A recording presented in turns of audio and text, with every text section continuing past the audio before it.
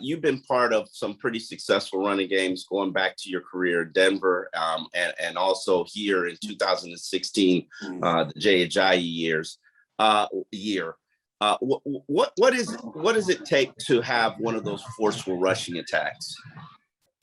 Well, it takes a whole group. I mean, it's not just there's one person that gets credit for it a lot of times with the yardage, but it's everybody. It's the offensive line, it's the tight ends, it's the wide receivers blocking force, it's the quarterbacks making great decisions a lot of times to get us in and out of the right looks and the right plays. So it takes everybody on the field for a successful running game. Do you feel like you have the talent and the personnel to get something where sustainable, where you can average over 100 yards per game? Well, I think the stats are always a nice thing to have, but at the end of the day, we're trying to win. And if that means that we have to run it, and have one of those kind of running days, then we want to do that. But if we need to pass protect to win the game, and that sacrifices some of the run, possibilities, then that's what's most important to us. What do we have to do to win the game? We'd love to certainly have a run game, that we set a precedent that we're going to run the ball and that we can run it effectively. But at the end of the day, we want to do whatever we have to do to win the game. All right, let's go to Daniel.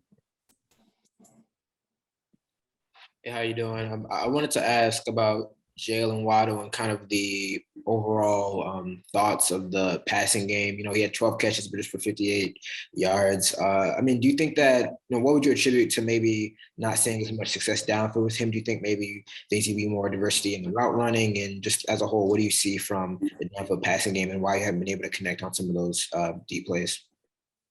Well, I think we have to, we're talking a lot about that, trying to find explosive plays and ways to get explosive plays, not just to Jalen, but to other people on the team also, whether we're talking about Will Fuller or Mike.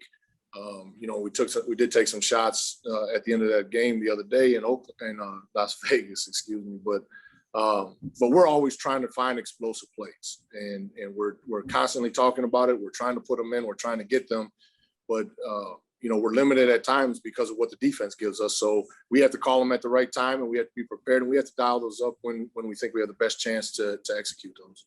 Yeah, and a quick follow-up, because you did mention that. I know after the game, Jacoby said that, the Raiders with Gus Bradley, they play a lot of cover 3, so you're going to get a lot more guys in coverage. were you pleased generally with the way Jacoby kind of handled the looks that he was getting? And would you kind of describe it as like a kind of that give and take, or just kind of taking what the defense gives you, but also trying to force their hand? Well, I think that's a concept that we go to, and every week we game plan and try to come up with things that we think are going to give us the best chance to be successful. So, we're watching the defense and we're trying to make sure that, okay, what we plan for is what we're getting. And so now we can use our things, but we always have to be ready to adjust too, that they can do something different. And so there is a give and take at all times in every game in different situations, and what's going on is what they feel like our strengths are that they're going to try to take away, and what we feel like we want to do to attack their defense. So there's always a give and take in everything that you do, and we have to just make sure we're communicating and that we have things going on in there that give us the chance to adjust and then to execute when we do call our plays. David? Hi, Coach. Good morning. The play call in the end zone that resulted in a safety, could you educate us on how something like that is decided upon? And Jacoby shouldered the blame post-game.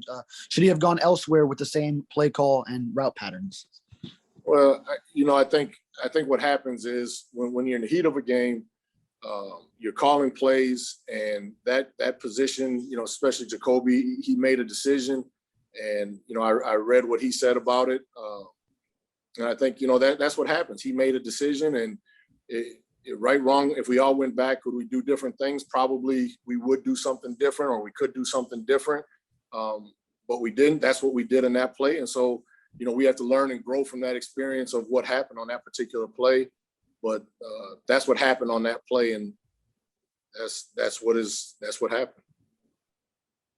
Joe? Hey, Eric, just to follow up to make sure we're clear, did Jacoby make that play call, or did that come from the coaching staff? No, we called that play into him. Yeah, that wasn't an audible or anything of that nature, no.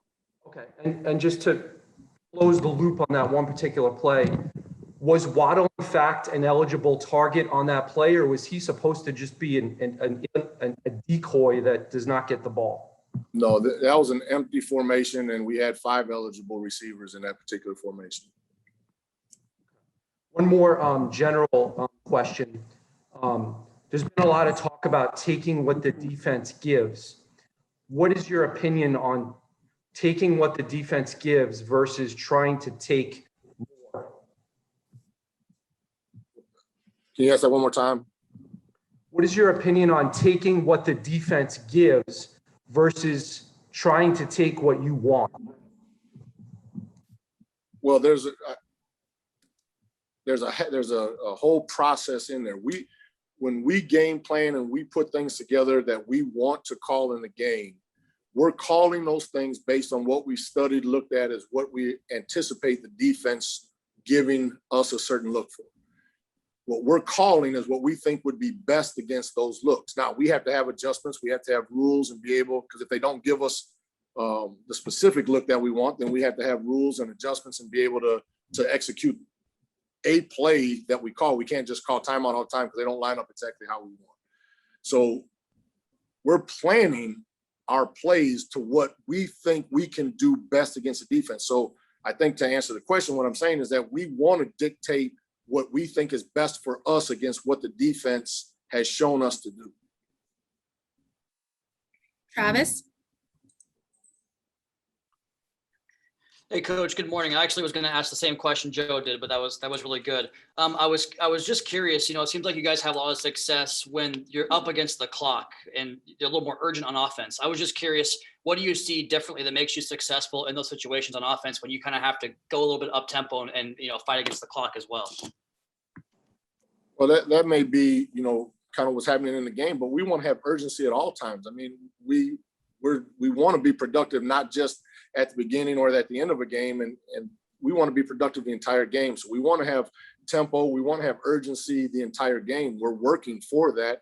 We've got to get better at it. Obviously, that's something for us to work on going forward. We're talking about that, but we want to have urgency the entire game for 60 minutes. We don't want to let down and then kind of ramp it up at the end. We don't want to do that. We want to be consistent throughout, and again, that's something that we can work on and get better on. Does anyone have any other questions for Coach? Joe? Hey, Eric, I just wanted to ask about Austin Jackson. He had a few moments where he showed some good aggressiveness in the run game, but there was still some tough moments in pass pro. What is the coaching staff stressing to Austin right now? To keep working and to continue to buy into what we're doing and our coaching and what we're talking about. He's a competitive young man. It's important to him, and we feel like he played better, but we're still continually working, and he's going to continue to work, and we're going to continue to work with him to get better and improve, so that we do get the level of play that not only he expects from himself, but that we want from him also. David? Yeah, and also with regards to passing game, opening it up and trying to take shots downfield, how much was Will Fuller's first game a kind of a feel it out game for him early, and how much can you add on his plate as he becomes more comfortable in the offense? Well, first of all, I think it was good to have him out there and see him make some plays. We threw the ball to him, try to take some shots to him. He made a great catch on a 2-point play, a route that he had there. It's just good to have him out there and get him into the offense. And the more he's in the offense, the more things we'll try to do as he gets more and more comfortable with it. And I think, we're just going to keep working on that. But as long as he's able to be out there, we're glad to have him out there, and we're going to find things to try to do with him. Omar? Obviously, we have a history with Miles and Ahmed. We know what they bring to the table, but Malcolm Brown has been a guy who's contributing probably a little bit more than most of us expected. He started last week. What went into that decision, not just to start him, but to give him sort of a equal share of this backfield? Well, I think, Malcolm's done a great job since he's been here. He's a very focused, serious, mature type person, intensely competitive. And what we've seen is that his preparation and how he does everything, that we needed to find what we wanted to create a little bit more of a role for him rather than a couple plays here and there. So we wanted to change that up and see what it looked like. And we feel like they had some production for us. So we'll continually evaluate that each week like we do, is what we think gives us the best chance and to run the ball as well as with protection and things. So he did a nice job this past week. He played more than he has, but I thought he did a really nice job.